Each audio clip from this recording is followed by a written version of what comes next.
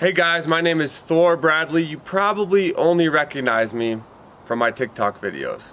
But the truth is, without an axe in my hand, I actually have a master's degree in exercise physiology. But because of where I live, it doesn't really make sense to be a part of a gym, usually about an hour away. Instead, I built my own. So today I'm gonna give you guys a tour of what my home gym looks like, why I built it, and what's inside. Let's check it out.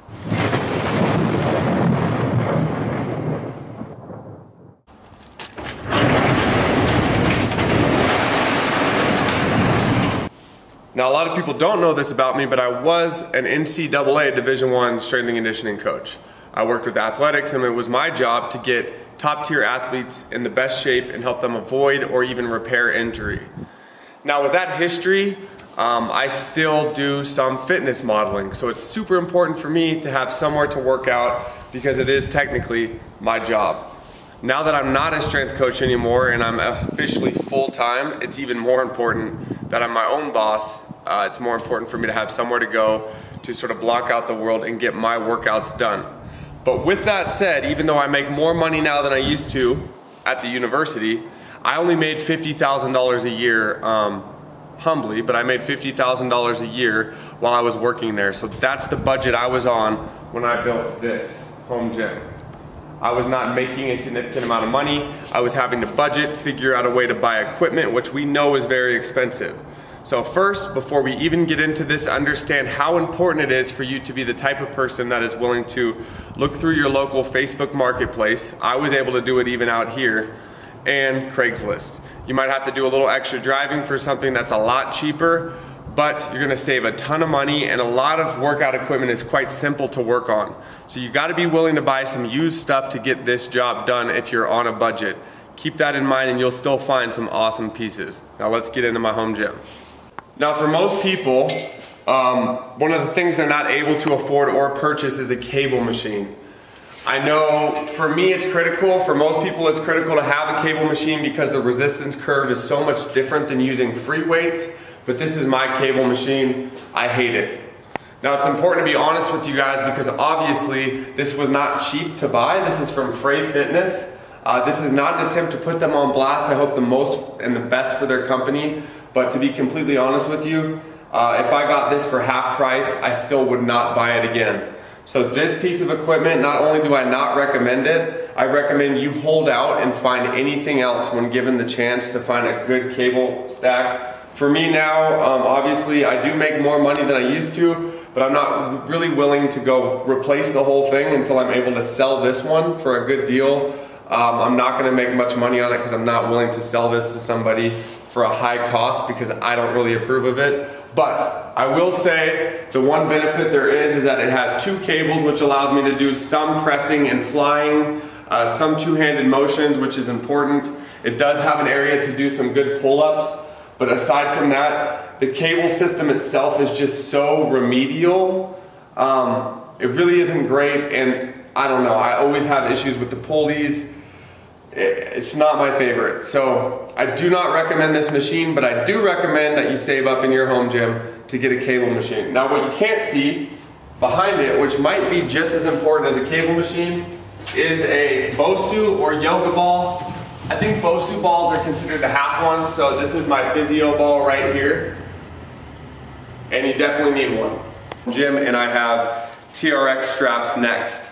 Very underrated, both in the bodybuilding and powerlifting community. I fear a lot of people kind of view it as like this culty, group fitness type vibe, and it pushes people away that are more in the solo space of powerlifting and bodybuilding. But let me tell you right now, if that's the way you look at TRX straps, you are missing out. Now these are not by the brand TRX. I just bought a generic brand and these seem to be just as good. But of course, you're more than welcome to look them up. The way that these sort of offer you a different perspective on body weight movement is that it makes it much easier to overload in the negative when you can help yourself up. So for example, when you are doing skull crushers or any tricep movement with free weights, you're not really able to overload the negative without a partner. I don't really work out with a partner, so because of that, with these, I can overload my triceps or other movements much easier by doing exactly this. When I cannot get another positive rep, so I can't come up, I'm stuck down here, I can help myself up and then force another negative rep. And now obviously tricep extensions are not the only movement you can do that with on a TRX strap. It is just one example. I will say that that gives me a tricep pump like no other, and I get a lot of damage done in a small amount of time in a hurry. So it's great to have TRX straps around. They take up almost zero space, but offer you like 15 more movements at least off the wall. So next we are going to talk about probably the most important piece of equipment in anyone's home gym, that is a squat rack. Now, this squat rack is not branded. I actually found this on Facebook Marketplace. Someone had bought it during COVID, never used it, wanted to get rid of it. I found it, love it. It is not branded. I can't tell you who made it, but it's great. My favorite part about the squat rack is being able to do a lot of pin pressing, rack RDLs. You can do an incline bench press and rest it on the pins and press from there. You can do squat down to the pins. I really like having the inside of this rack, obviously, is what I'm referencing here. These pins on the inside of the rack really do make things a whole hell of a lot easier to do those movements. However, you can squat on the outside of the rack, just like a half rack would allow you to. It's got places to do pull-ups and chin-ups, and I have what is also very underrated in the bodybuilding community, a landmine. This little landmine right here allows me to not put holes in my drywall by pinning the barbell in the corner, and it allows me to do things like Meadows rows. Rest in peace to the great John Meadows. I can do sumo squats with the landmine attachment, all that fun stuff, and there's a lot of movements that can be done with this landmine as well. So just make sure if you do get a squat rack, I really do think you should have one with a landmine attachment because it allows you for 10 to 15 more awesome movements. So look for a landmine attachment. They're very cheap, and make sure your squat rack has one. I'm not advocating for this squat rack because I do not know who made it, but I am in love with this one. Now for the accessories on this badass squat rack, I have a place to do dips, which I think are actually very dangerous to overdo it with. So this is my dip attachment. If you are not careful with dips, you can definitely do a lot of damage like I have in the past to your sternum and get a lot of overuse in the elbows and shoulders. So be careful with dips, but I do love dips. This is a Texas Power Bar, which is my favorite barbell company. They are beautiful, beautiful bars. They're not super expensive. I did have to save for it because I was on a budget, a tight budget when I bought this. But it's a beautiful piece for sure. Love this barbell. I would say though, however, if you're only gonna have two bars, one should be a traditional barbell and the other one should probably be a trap bar or a hex bar. That allows you some different elbow positioning with deadlifts, but I do not have one. Maybe in the future. It's not a huge priority for me. Maybe in the future though. And then last but not least, some kettlebells. Now I don't have that many kettlebells, but I have like 100, 65, 45, 25. So they're beautiful, great pieces. You need a kettlebell. I definitely think most people would be fine with just 4 at those weights. It gives you enough of a spread. But if you're really wanting to go all out, then maybe add a couple more weights in between those. Maybe get, you know, something in the 50-pound and then maybe in the 30 or 15-pound range. But other than that, this is it. This is kind of where a lot of your meat and potatoes are going to take place on your strength movements. So it's great to have. And it doesn't take up too much space, but even if it does, it's the one place where you can afford to really offer up the majority of your floor space for a home gym. So here, this is a hack squat. Now you might ask yourself, Thorin, what are the benefits of a hack squat if you already have a place to squat? Well, the beauty of a hack squat is it allows you to really put yourself in some more vulnerable positions while having the fixed benefit of it sliding up and down in a very linear fashion. So what happens is it allows you to keep your chin position very vertical if you'd like to. It allows you to maybe put a little bit more emphasis on the quads without having to compromise the hip or ankle. So one of the great things about a hack squat is you can overload the muscular tissue without really putting as much of a load on your spine or really putting yourself in as much of a compromised position, because you have a lot of this guidance here with that linear pattern of the movement. Now, to just really round and sum this thing up, it's clear I love the hack squat, I really do, but here are a couple movements you can do on a hack squat if you do decide to buy one for your home gym. 1, calf raises, either single or two-legged calf raises. 2, wider stance hack squats. 3, high and narrow stance hack squats for the glutes.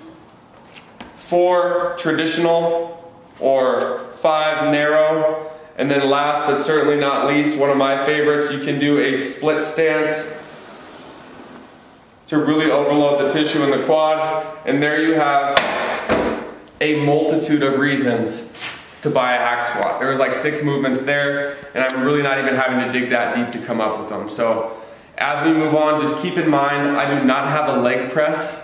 I think a lot of the crossover from the leg press can be really replaced by a lot of other movements. I think it's much harder to replace a hack squat than it is to replace the movements on a leg press. So that's why I have one.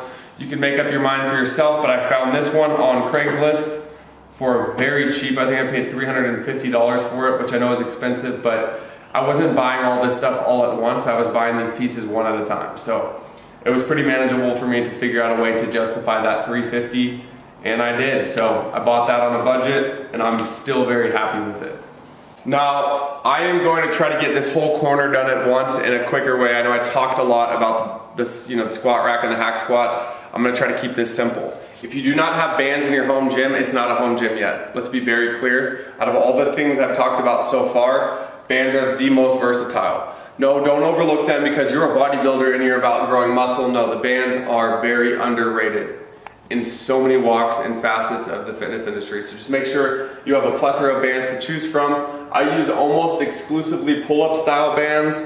They can be used for a lot of different things, obviously. Whether it's to help you through a movement or make a movement harder, they are undefeated in so many ways. So just make sure you budget these in first.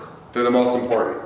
Next, and they're very cheap. You can get them on like Rep Fitness or Amazon, places like that. Just look for ones with good reviews.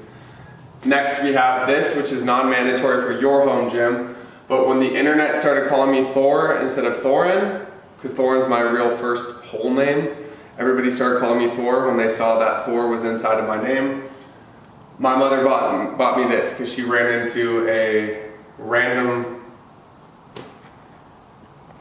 comic book in a thrift store, I'm pretty sure is where she found it, and she just loved it and thought it was cool. So it was cute because she never had ever called me that as a kid, and she thought of me still as an adult to keep on making adjustments and amendments to ourselves. I think it's pretty neat. So I'm a huge fan of that. That definitely makes it up on the wall and stays there. Next we have this giant lat pull down machine.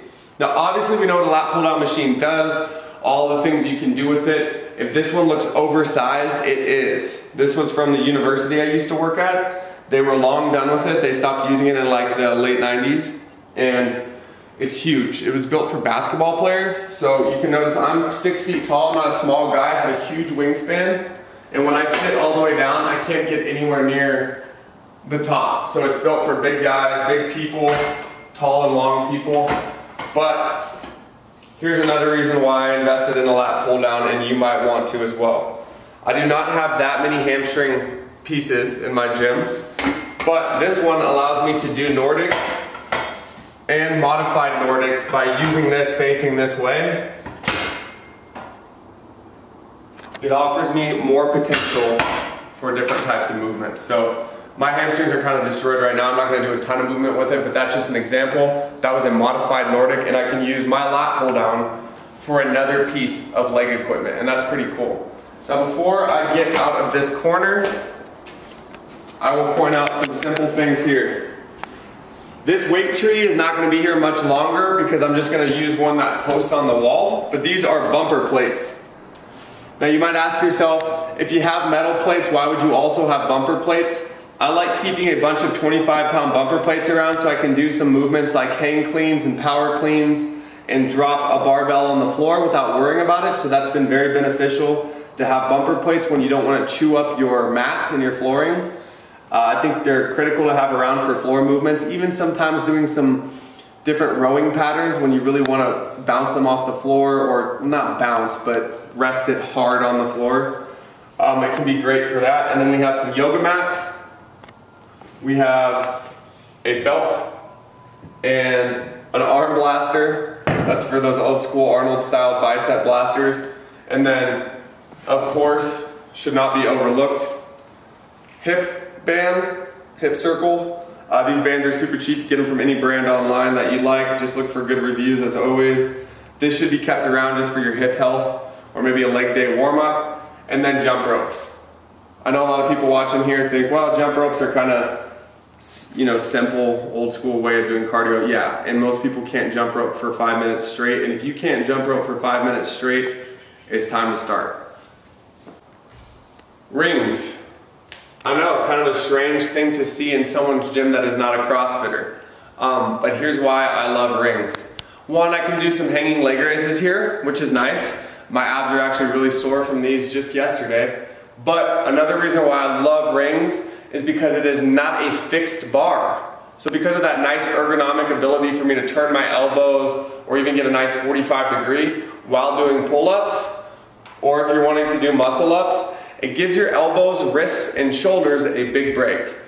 Because everything you're doing in a home gym is coming from a barbell or a straight bar to do pull-ups on. You are going to have a lot of wear and tear on your joints. Joints are not designed to always be fighting against a fixed bar position. So it is very nice and advantageous sometimes to do some of your movements with some pull, some flexibility in the actual movement through the range of motion. So keep that in mind. This is one of the ways that I fight, you know, shoulder, elbow, wrist inflammation or aggravation, is by not doing all of my pull-ups from a fixed bar position. And I love my pull-ups, and I know you guys know that. So keep that in mind. They're very cheap. You can hang them from your ceiling or from your rafters as high as you want, and they're very beneficial and give you a lot to work with.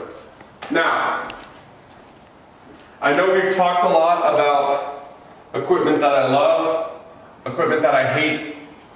These dumbbells are awesome, but I do not love them. So the thing about these dumbbells is, these are called Snowed dumbbells, S-N-O-D-E.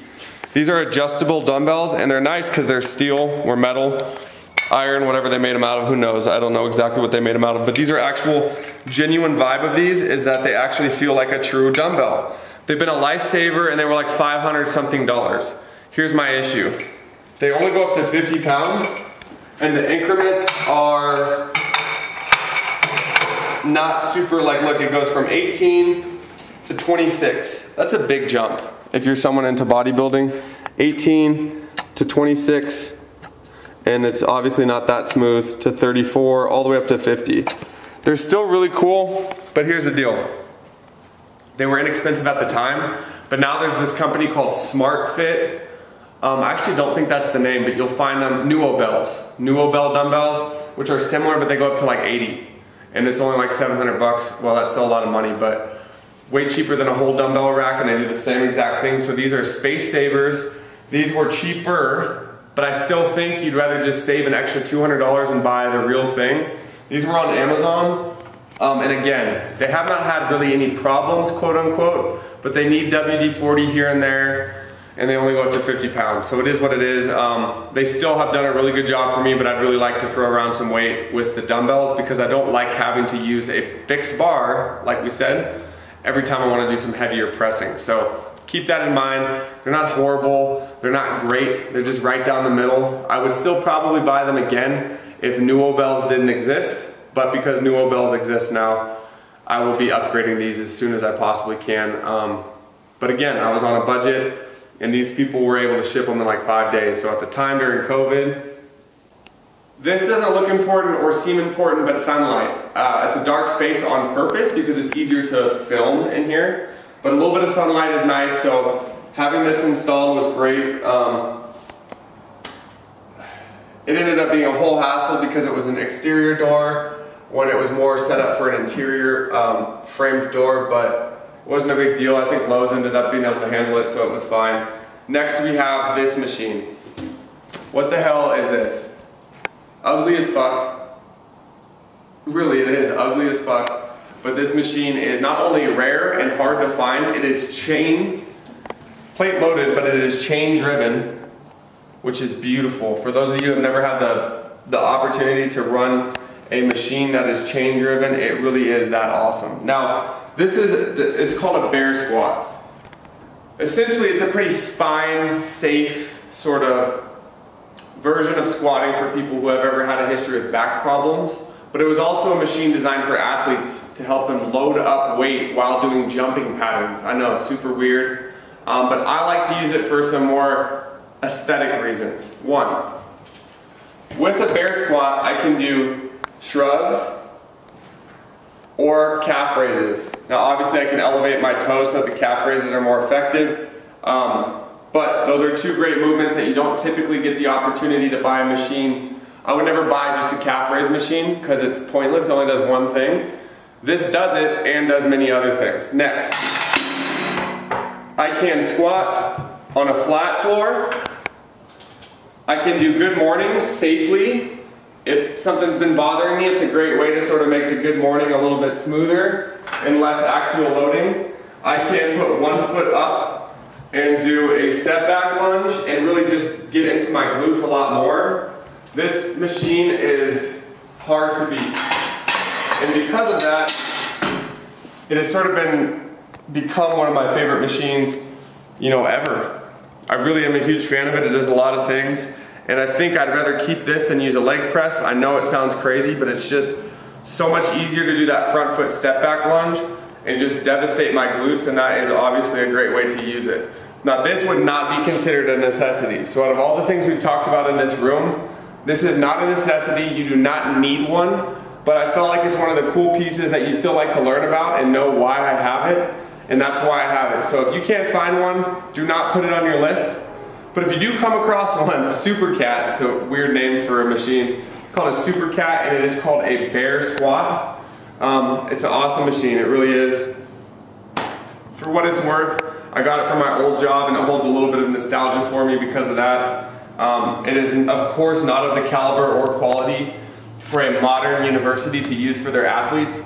But if you have that eye or that mindset of old school bodybuilding and training, you know why this machine is so cool. And that's one of the reasons why I have it. So let's get on to the Smith machine.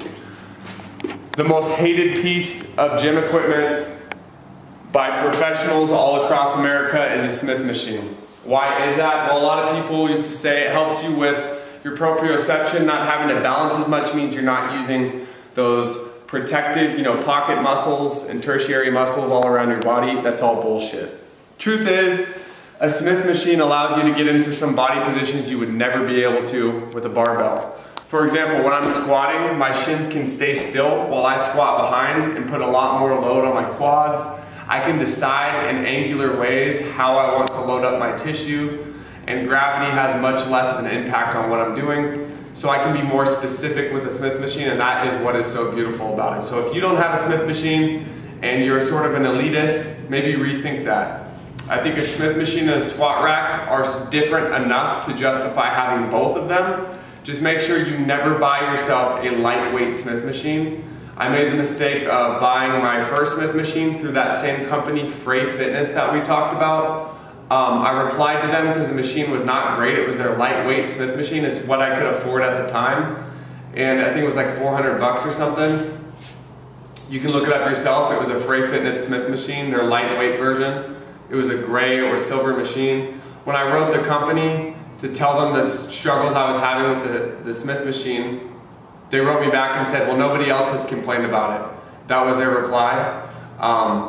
And that they had also said, well, you bought it quite a long time ago. They're kind of questioning the problems I was having with it, and I didn't like that vibe because they weren't really taking ownership over the fact that the machine was absolute garbage. So instead of getting into an argument or trying to get my money back or even fighting with it, I just sort of let it slide and decided that that would be the last piece of equipment I ever bought from them again. This machine is much heavier duty. It's still probably, honestly, a lot of these machines, this doesn't have a brand name on it, but a lot of them are made in warehouses in the same places as other machines. I just did not like the original machine. It left a bad taste in my mouth with Frey Fitness. And now I'm in a position to share with you the stuff I do like. So we're not going to talk about them, we're going to talk about the stuff that I do like. So this bench here is made by Rep Fitness, R-E-P Fitness. Very happy with it. It adjusts for incline movements, flat movements, very smoothly. It's pretty heavy duty. It was inexpensive. This is Rep Fitness, R-E-P Fitness. And this is another great machine. I actually bought this used. I just realized I bought this one used and I got a really good deal on it. But if you buy one, just look at the reviews on their benches because I found them to be very reliable reviews, and this machine is great. I'm a big fan, but if you're gonna get a bench, you probably only need one bench. So don't be afraid to get the nice machine, get the nice bench for it, and maybe wait till something goes on sale or get a color that's overstocked or something. And I do recommend Rep Fitness. I've had no issues with them in the past. They ship pretty quickly and their machines just feel well made and their customer service was better. So Frey Fitness, don't even want to talk about them. I'm pissed that I even still have the cable machine from them. I still despise that machine, but the Rep Fitness stuff is good. So that is something you can still purchase and buy that is in my gym now. And we only have 2 more things to talk about. 3 more things to talk about actually, because we have something to talk about at the end. But this machine here is a beauty. This is called Body Masters. Everybody is familiar with the brand Body Masters who works in the fitness space. But why this leg extension? One, see how I'm leaned back? That is so that there's a lot of tension at the top of my leg extension. So a lot of people are in leg extension positions where they're flat and the top is like right here. Not in this case. To get all the way to the top of this movement, I have to be at this angle. Getting a lot more into that medial and upper rectus femoris when I'm doing a leg extension. We don't need to talk about the muscle names, but there is a muscle called a rectus femoris. You get a lot of separation in that high quad. When you get a full extension at the top, you'll get more contraction up here, and it's kind of nice to be sitting back in this way. It really makes things awesome. Now this machine does only do 1 or 2 things. Single leg extension or double leg extension. But worth it. One of my favorite movements that is just so good for a healthy and happy knee and big juicy quad, so I would never turn back. And lastly about this machine, see how it's loaded in the center post? I have this machine specifically out of love for the fact that it will never tilt or bend awkwardly. Go to your local gym, look down. If your machine has an arm that connects over here instead of in the middle, you'll notice it starts to bend and sway out over time. And if you are somebody who is on a budget, you do not want to be spending even a second of that budget trying to figure out how to cross that bridge when that comes. So instead, you get a machine like this, find one that's used with a center post if you can, and you'll never really have to replace that bar because it will always be evenly loaded and you won't have one leg that's bigger than the other. All that seems like minutia. If you're at a home gym, you're using the same fucking piece of equipment over and over and over and over. Eventually that is going to lead to an imbalance. And if you're not anal or meticulous about this stuff, imbalances cause issues. And loading up the tissue over and over and over on a machine will lead to that. So keep that in mind. That's why I have a center post. That's why these versions are elite. And at the very minimum, now you know why I like this machine so much. Last one is the company. It is called, right here, here's the name. It says Free Climber 4200 PT. I promise this isn't all sweat. This is like dirt and water that had come down. It might be a little bit of sweat. It might be a little bit of sweat. But it's mine, so that's not your problem, it's mine. But this machine is underrated for a multitude of reasons. One, I do a lot of stuff outdoors where I'm climbing and hiking and hauling and doing shit with a pack on or doing shit carrying a chainsaw up hills. This gives me a lot of that, you know, a lot of that grind, that hiking sensation that you will get. 2, it is not a cyclical like Stairmaster in the sense where it's not the step mill where it has that like belt going around with the continuous steps on it. Those break all the fucking time. Seriously, they're huge. They're like this big. They would take up way more space in my home gym and they break all the fucking time, and they are not better than these ones.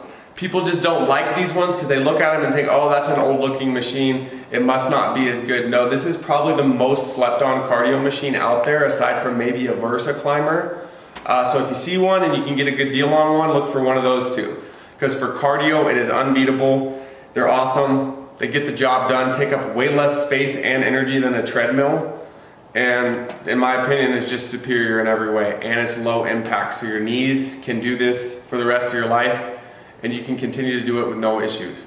Now, I really loved having you guys here. I want you to know this is not a finished space. I still have a lot of cleaning to do. Another coat of paint has to go up on the walls, and I'm probably gonna buy 1 or 2 more pieces of equipment, but it's a beautiful gym. I'm very proud of it and what it's become. I built this on a budget when I was making very little money, and now it's one of my little sanctuaries, and it's a place where I can help make content for you guys to learn. With that said, when you build your home gym, leave some floor space. There are a lot of things in this world that are valuable in a home gym, but nothing is more valuable in a home gym than floor space. And a lot of times we get into this zone where we're like, I need to put something here, I need to put something there. If you cannot do barbell movements in open space or lunging patterns in open space somewhere in your gym, you're missing out, straight up. That is the most important thing in the gym is, can you jump rope? Can you do lateral lunging? Can you do some kettlebell work? You need space. So don't get in a hurry to fill up every corner of your gym, because you can still get amazing workouts with or without a ton of pieces of equipment. Build carefully, use Craigslist, wheel and deal, do what you can to save money. Not all of us can afford to pay somebody to do shit for us, so we gotta do it ourselves. But this is the new wave and the new push that I have going, which is not dealing with other people's personalities in the gym space, and hopefully working up to a position where you can be working out on your own, if not 3 days a week. It'll keep you alive, keep you happy, keep you healthy. I love and appreciate you guys. We'll talk again soon.